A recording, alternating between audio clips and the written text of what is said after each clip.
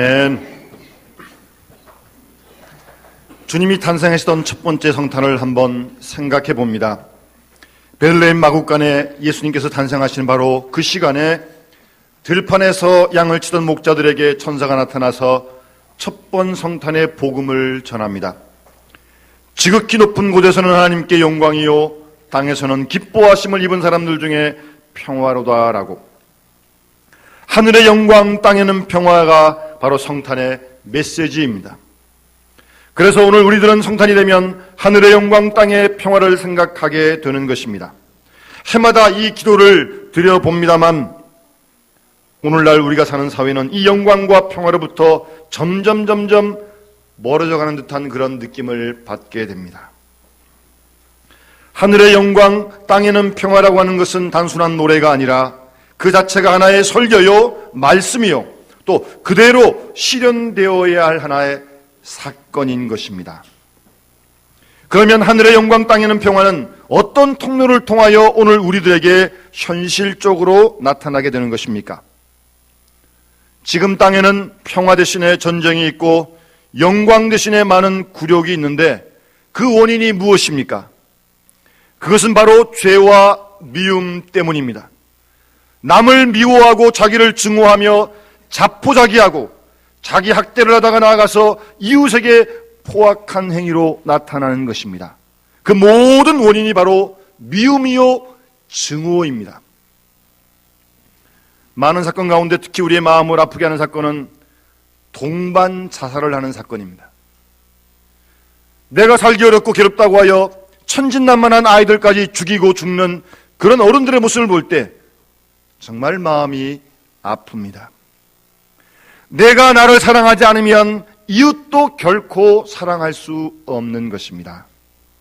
주님께서 이웃을 내 몸과 같이 사랑하라고 말씀하신 것처럼 그리스도 안에서 내가 나를 사랑할 때 비로소 우리는 다른 우리의 이웃들을 사랑할 수 있는 것입니다. 그러므로 문제 해결은 사랑입니다. 동물들은 음식만 먹고 살 수 있지만 사람은 사랑을 먹어야 살 수 있습니다. 문제는 사랑입니다. 그런데 이 사랑이 식었고 변질되었고 타락되었기 때문에 문제가 큰 것입니다.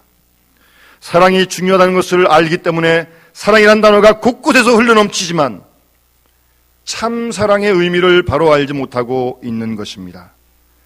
자기의 사랑은 교만에 빠졌고 이웃의 사랑은 상업화되었고 사회를 사랑한 사랑도 정치적이고 처세적인 것으로 변질된 지가 이미 오래가 되었습니다. 그러니 참 사랑을 어디에 가서 찾아야 할 것입니까? 모름지기 우리 모든 인간들은 하나님의 사랑을 받고서야 살 수 있는 것이 바로 우리들입니다. 이 사랑의 문제를 좀 깊이 생각해 보면 곧 사랑의 문제는 믿음의 문제입니다. 그러니까 사랑이 없는 것이 아니라 그 사랑을 믿지 못하고 사랑을 알지 못하는 것이 바로 믿음의 문제인 것입니다. 여러분, 이 세상에 사랑 없이 사는 사람이 어디 있습니까? 사랑받지 못하고 살았다고 누가 감히 함부로 얘기할 수 있냔 말입니다. 저는 언젠가 한번 증오와 미움으로 가득 찬 한 청년을 만난 적이 있습니다. 이 청년은 어렸을 때부터 고원에 자랐고 커서는 나쁜 일에 가담하여 감옥을 갔다 온 적도 있는 전과자였습니다. 이 청년은 세상에 대하여 철저히 부정적이고 사랑 따위는 아예 존재하지 않는다고 그렇게 거부하는 사람이었습니다. 부모가 자기를 버렸다고 믿고 있기 때문에 세상 모든 사람들을 다 불신하고 있는 것입니다. 그래서 제가 그 청년에게 물었습니다. 그렇다면 자네는 혼자 우유를 먹었냐고, 혼자서 기저귀를 갈아차고 혼자서 컸냐고, 누군가 자기를 위해 먹여주고 입혀주었다고 생각해 본 적은 없는가, 그렇게 물었습니다. 그랬더니 청년이 누군가 나를 키워준 사람이 있다고. 그러니까 큰 거 아니겠습니까? 그래서 제가 다시, 그러면 부모도 아닌 누군가가 자기 자식도 아닌 자네를 사랑하여 키워줬는데 어떻게 생각하면 다른 사람들은 부모로부터 당연한 사랑을 받고 자랐지만 자네는 자기 자식도 아닌 자를 사랑해준 더 높은 큰 사랑을 받고 자랐다고 생각이 되지 않느냐고 그렇게 되물었습니다. 말이 맞지 않습니까? 끄떡끄떡해요. 그래서 제가 한마디 덧붙였습니다. 부모 밑에서 자란 아이들은 잘 먹고 잘 자란 것 같아도 약하고 때로 비실비실 걸 때가 많은데 전에는 좀 먹는 게 모자란지 모르겠지만 이렇게 건강하지 않는가? 그래도 아직도 사랑을 받지 못했다고 거부할 것인가? 라고 다그쳤습니다. 그랬더니 비로소 좀 얼굴의 표정이 밝아지기 시작하더니 그래요, 목사님 맞네요. 곰곰이 생각해 보니까 지난날 고마운 분들이 참 많았습니다. 어려운 순간순간 사랑을 제가 많이 받았습니다. 아마 이 모든 것 하나님이 도와주신 것을 이제는 알겠습니다. 라고 그렇게 스스로 고백을 합니다. 여러분, 고아든 독신이든 빈부귀천 간에 지금까지 사랑 없이 산 사람이 어디 있습니까? 문제는 사랑에 대한 믿음입니다. 그 사랑을 믿을 수 없고 그 사랑을 모르기 때문에 사랑이 없다고 말하는 것입니다. 이 세상에 하나님의 사랑을 받지 않고 산 사람이 어디에 있습니까? 하나님께서는 여러 가지 채널을 통해서 우리에게 사랑을 보여주고 말씀하십니다. 자연을 통하여 하나님의 사랑을 나타내시고 이웃과의 인간관계를 통하여 사랑을 보여주기도 하시고 또는 도덕적으로도 하나님의 사랑을 깨닫게 해주시는 것입니다. 우리는 이웃으로부터도 많은 사랑을 받고 살고 있습니다. 이렇게 부족하고 허물이 많은 우리들에게 많은 관용과 사랑을 베푸셨기에 오늘 우리가 이 시간 존재할 수 있는 거 아니겠습니까? 만일 하나님께서 오늘이라도 우리의 죄를 심판하신다면 이 자리에 살아남을 자가 누굽니까? 죄 짓는 현장에서 마치 벼락이라도 내리치신다면 누가 살아남겠습니까? 하나님이 너그럽게 용서하시고 덮어주시고 참아주셨기 때문에 우리가 오늘 이 시간 여기 이 자리에 앉아서 예배를 드리는 거 아니겠습니까? 우리는 이미 하나님의 용서를 참 많이 받았습니다. 내가 얼마나 철저하게 회개해서 용서를 받을 수 있었습니까? 내가 얼마나 깨끗해서 하나님의 사랑을 받을 수 있었다는 말입니까? 전적으로 하나님의 사랑과 긍휼과 인내가 있었기 때문에 우리가 오늘 이 성탄절을 맞고 있는 것입니다. 사랑을 받지 않고 사는 것이 아니라 받은 사랑을 몰랐고 그 사랑을 믿지 않았던 것입니다. 여러분, 우리가 믿는 복음 중에 복음은 오늘 본문의 말씀대로 하나님께서 세상을 이처럼 사랑하셨다고 하는 것이 복음 중에 복음인 줄 믿습니다. 이 말을 좀 바꿔보면 하나님께서 이 세상을 있는 그대로 사랑하셨다고 그렇게 바꿔볼 수 있습니다. 하나님께서는 우리 모두를 지금에 있는 이 모습 이대로를 사랑하신다는 사실입니다. 우리의 여건이 좀 더 나아지면 사랑하고 좀 더 깨끗해지면 사랑하고 또 의로워지면 사랑한다는 그런 이야기가 아니라 지금의 이 모습 이대로를 하나님이 사랑하신 줄로 믿습니다. 그래서 마틴 루터는 하나님의 사랑은 대상을 찾아 헤매는 것이 아니라 그 대상을 창조하신다라고 그렇게 말을 했습니다. 우리를 향한 하나님의 사랑은 창조적인 사랑입니다. 사랑할 만하니까 사랑하고 사랑할 만한 존재가 되니까 사랑한다는 그런 사랑이 아니라 우리의 모습 있는 그대로를 사랑하시는 절대적이고 창조적인 것이 하나님의 사랑인 것입니다. 우리 부모님들이 자녀를 키울 때 자녀가 웃고 그러면 아주 귀엽잖아요. 그런데 이 아이가 밤에 잠 안 자고 막 그러면 뭐 몸도 피곤하고 그러면 좀 어떻게 좀 하고 싶을 때가 간혹 들잖아요, 생각이요.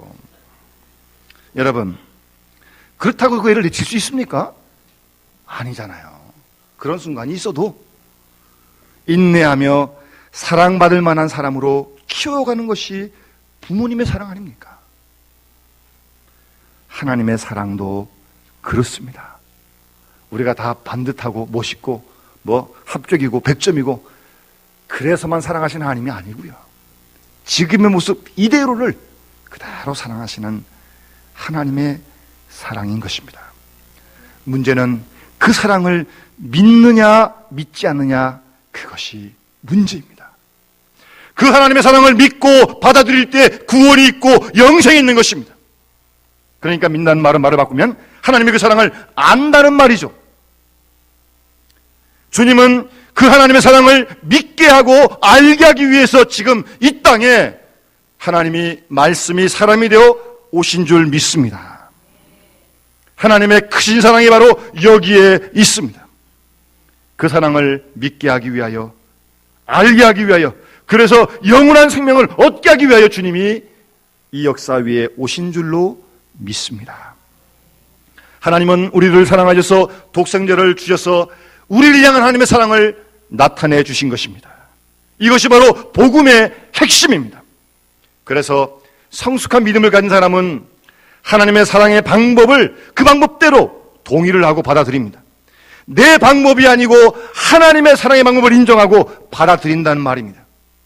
그런데 좀 미숙한 신앙의 사람은요, 그리고 좀 고집스럽고 어리석고 미련한 사람은 자기의 좁은 생각 안에서 하나님의 사랑을 비판하고 평가하는 것입니다. 자기의 소원, 자기의 욕망, 자기 생각대로 되어야만 하나님이 사랑한다고 착각하는 겁니다. 그런 겁니까? 내 생각대로 안 되면 하나님이 사랑 안 하시는 거예요? 좀 그런 이 좁은 사랑의 그릇을 좀 우리가 더 넓혀가야 할 것입니다. 하나님이 날 사랑하신 것은 그렇지 않습니다. 우리를 향하신 하나님의 사랑에 좀 우리가 더 마음을 활짝 열고, 설사 내 좁은 소원이 이루어지지 않는다고 해서 엉뚱한 생각을 해서는 안 될 것입니다. 우리들은 우리 마음대로 행동하고서 그 결과를 하나님께 돌리는가 하면 또 왜 내 마음대로 안 된다고 원망할 때가 참으로 많이 있습니다. 여러분, 다시 한번 예수님이 탄생하시던 2000년 전으로 한번 돌아가 보시기 바랍니다. 주님께서 이 땅에 오실 때 유다나라는 로마의 식민지였습니다. 그래서 로마의 군인들이 점령을 하고 그들의 하수인들이 마음대로 재물을 갈취하고 세금을 걷어내는 그런 어려울 때였습니다. 경제적으로 빈부의 차가 격심하여 굶어 죽는 자도 있었습니다. 사회적으로는 사람을 마음대로 사고파는 노예제도가 있어서 혼란이 극심했고 도처의 강도가 우글우글거리고 뺏고 빼앗기는 무서운 사회였습니다. 종교적으로도 부패가 아주 극에 달아 있었습니다. 그래서 예수님께서 화 있을진저 바리새인들이라고 책망하지 않습니까?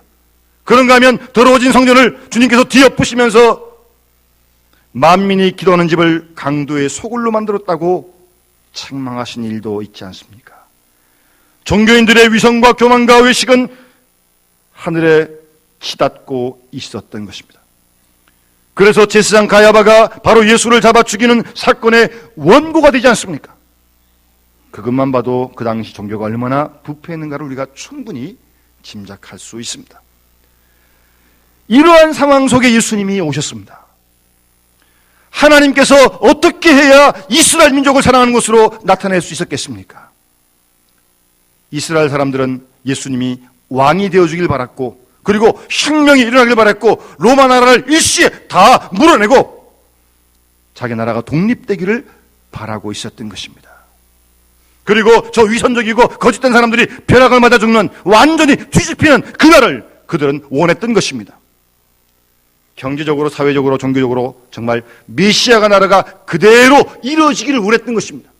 얼마나 원했으면 주님이 십자가에 죽으시고 부활하시고 승천하실 때, 그때도 메시아의 나라가 임하실 때가 바로 지금입니까? 라고 물을 만큼 아주 간절하게 그들이 바라는 이상대로 되어지기를 원하는 꿈을 가지고 있었던 것입니다.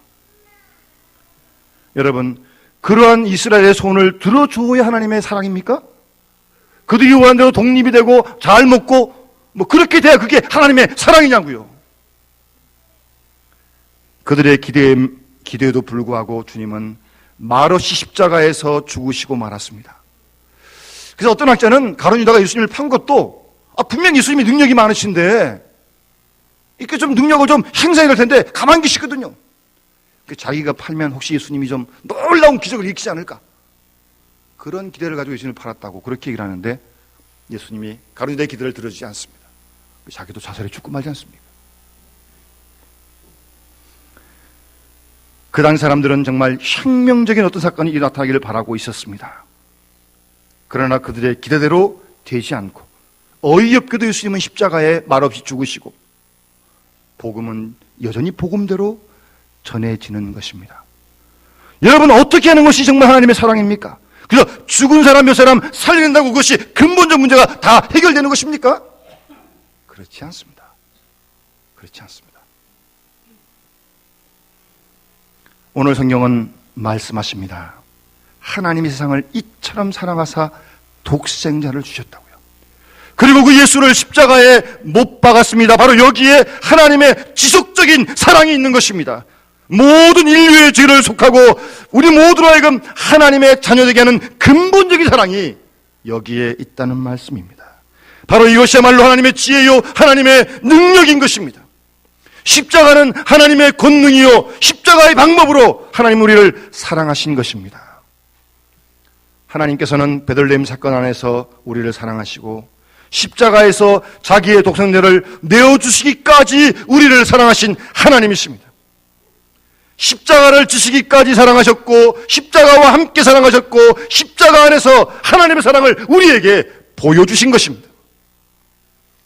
그래서 사도 바울은 로마서 8장 32절에 자기 아들을 아끼지 아니하시고 모든 사람을 위하여 내어주시니가 어찌 그 아들과 함께 모든 것을 우리에게 은사로 주시지 않겠느냐고 고백하고 있습니다.